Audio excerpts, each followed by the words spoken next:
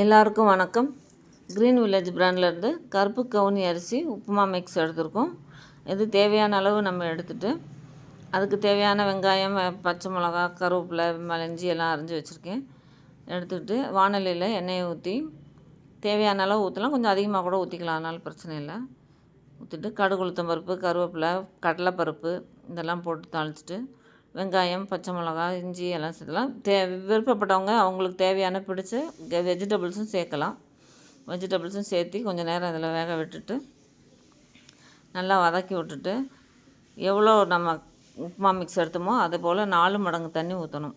4 மடங்கு தண்ணி ஊற்றிட்டு ஸ்லோ ஃப்ளேமில் தேவையான அளவு உப்பு போட்டு ஸ்லோ ஃப்ளேம்லேயே வச்சு வேக வைக்கணும்.